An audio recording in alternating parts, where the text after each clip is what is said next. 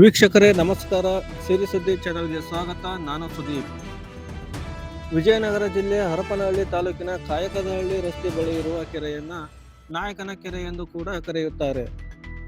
ಪಾಳೆಗಾರರು ಮತ್ತು ಅರಸರ ಕಾಲದಲ್ಲಿ ನಿರ್ಮಾಣವಾಗಿರುವ ಈ ಕೆರೆಯ ಸುತ್ತಲೂ ಗುಡ್ಡಗಳು ಆವರಿಸಿವೆ.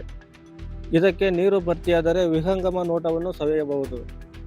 ಇಂತಹ ಕೆರೆಯು ಸರ್ಕಾರದ ದಿವ್ಯ ನಿರ್ಲಕ್ಷ್ಯಕ್ಕೆ ಒಳಗಾಗಿದೆ. ಸಾರ್ವಜನಿಕರಿಗೆ ಕಸ ಹಾಕುವ ತಿಪ್ಪೆಯಾಗಿ ಮಾರ್ಪಟ್ಟಿದೆ. ಇದರ ದೃಶ್ಯವನ್ನು ಒಮ್ಮೆ ಪರಿಶೀಲಿಸೋಣ ಬನ್ನಿ.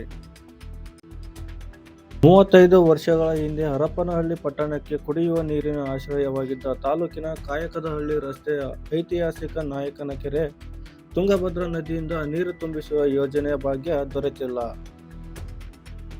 ರಾಜ್ಯ ಸರ್ಕಾರದಿಂದ 2017ರಲ್ಲಿ 208 ಕೋಟಿ ಮೊತ್ತಕ್ಕೆ ತಾಂತ್ರಿಕ ಅನುಮೋದನೆ ದೊರೆತು 2018ರ ಏಪ್ರಿಲ್ 1ರಿಂದ ಕಾಮಗಾರಿ ಆರಂಭಿಸಿ ಈಗ ಪೂರ್ಣಗೊಂಡಿರುವ ಯೋಜನೆಯಿಂದ ತಾಲೂಕಿನ 50 ಕೆರೆಗಳಿಗೆ ನೀರು ತುಂಬಿಸಲಾಗುತ್ತಿದೆ.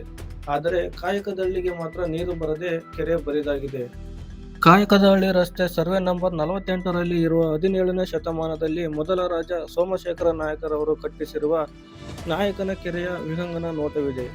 ಈ ಪ್ರದೇಶದಲ್ಲಿ ಈಗ ಜನರು ಘನತ್ಯಾಜ್ಯ ತಂದು ಹಾಕಿ ತಿಪ್ಪೆಯನ್ನಾಗಿ ಮಾಡಿದ್ದಾರೆ.